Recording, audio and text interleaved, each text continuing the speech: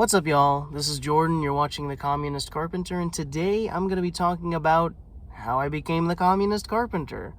My political journey, I guess you could say. So, start with the very beginning. When I was 5 years old, I believe, my mom and dad got divorced. I went to go live with my dad, and my dad is from Venezuela, as is his entire side of the family. So, yeah, I grew up with my abuelita, my abuelo, all, raising me and stuff. And they are super Catholic. We would go to church every Sunday, go to church on Good Friday, on Ash Wednesday, on Palm Sunday, on Easter, on Christmas. My dad eventually started going to church every single day as best he could. We would pray when we woke up, pray before we ate, pray before we went to sleep, pray before we left the house. Like, shit was real, man. It's very invasive in every aspect of your fucking life. Growing up, I believed all this shit until I was about 16 years old, and up until then, I identified as a Republican. I remember learning the main difference, I believe, or learning the differences between the Republican and Democratic parties was that, like, Republicans are against abortion, Democrats are for abortion, Republicans are against gay marriage, and Democrats are for gay marriage. Republicans want small government, Democrats want big government, and yeah, I thought that was basically the extent of politics. I didn't know that there was way more to it. But in my limited knowledge, I thought, okay, well, I know enough about this to have a stance in politics. So I was against abortion and all that stuff, so I identified as a Republican, just like my dad, obviously, because he had on Fox News, and, he would watch that all day and listen to Mark Levin and Rush Limbaugh on the radio, and I would listen to them as well, because I was in the truck with him a lot. So, while he was being propagandized, I was as well, and I was being indoctrinated with all this right-wing ideology without knowing it.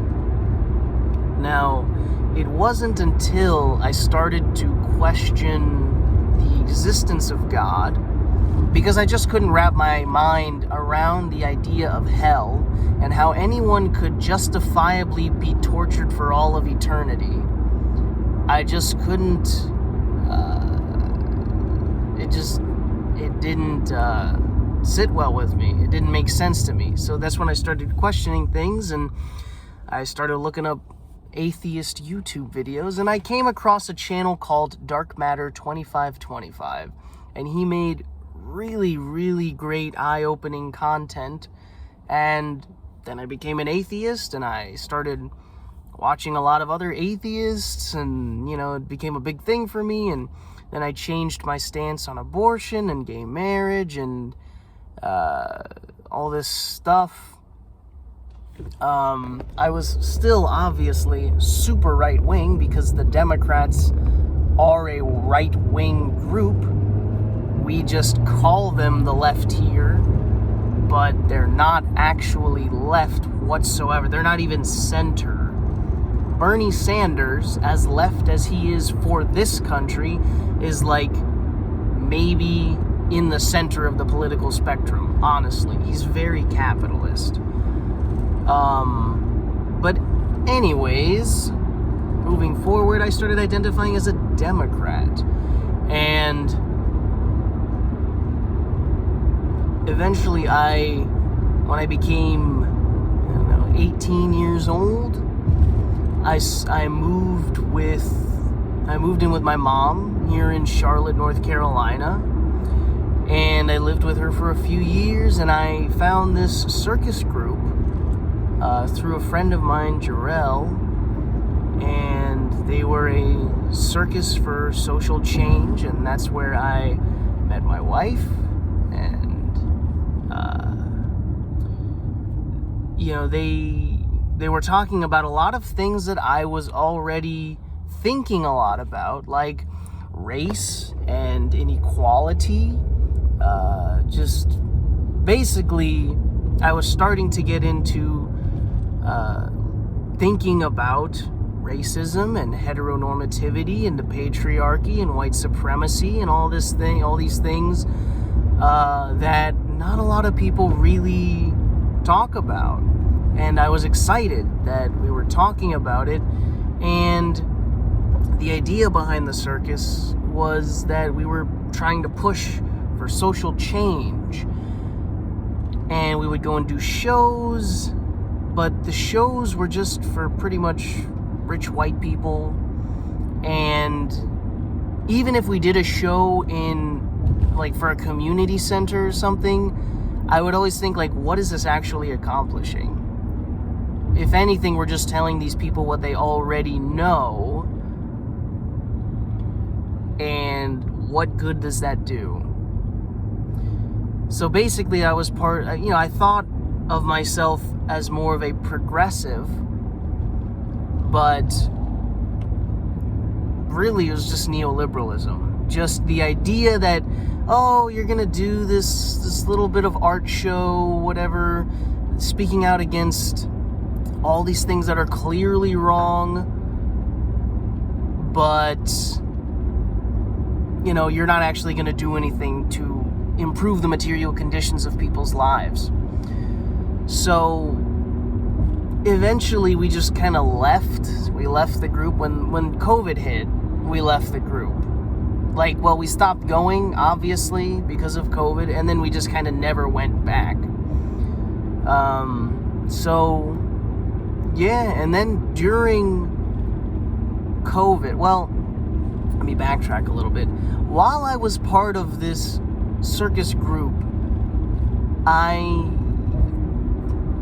my job was to travel around with my wife, and we would book gigs with people. We would go and do photo shoots and teach workshops and teach private lessons, and we would make our money that way. And we were really, really into hustle culture. And I personally was trying to learn a lot more about how to become wealthy, how to be rich.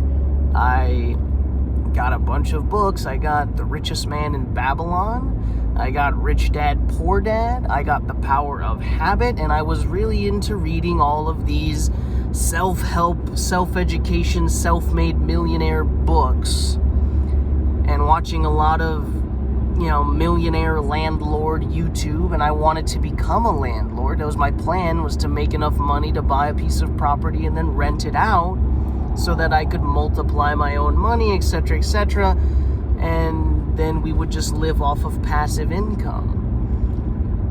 But what eventually happened was my business was going really well, but we eventually had to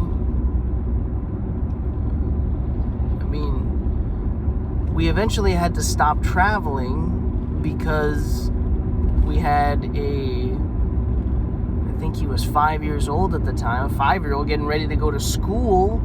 So we had to just kind of do everything from home, do completely online work. We would work from our house all day.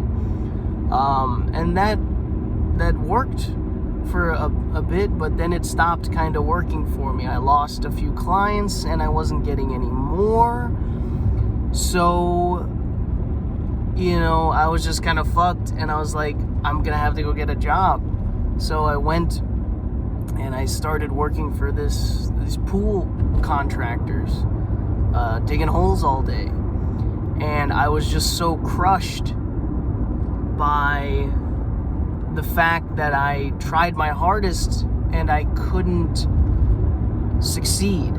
I felt like I was doing absolutely everything that I could, investing my time, investing my money, learning constantly, always trying to create ways to make more income, and it just didn't end up working for me. And I just felt like, man, I'm useless for my family, because I can't do anything for them. But I tried my hardest, you know? And I've been taught my entire life that if I just try my hardest at absolutely anything and keep trying and trying and trying, that I will succeed. And that's when I started learning about communism and socialism and learning about how the world is actually structured economically. Like, the system of capitalism that we live in perpetuates all of these ideas that keep poor people hopeful and willing to work really hard because they feel like if they just work hard enough, they'll be able to make their fortune. You know? That's the American dream. But that's just it. It's just a dream. It's not real. And I realized that. And I have been learning about communism and socialism ever since. So it was a very steady kind of tipping further and further into communism and socialism as my life has progressed.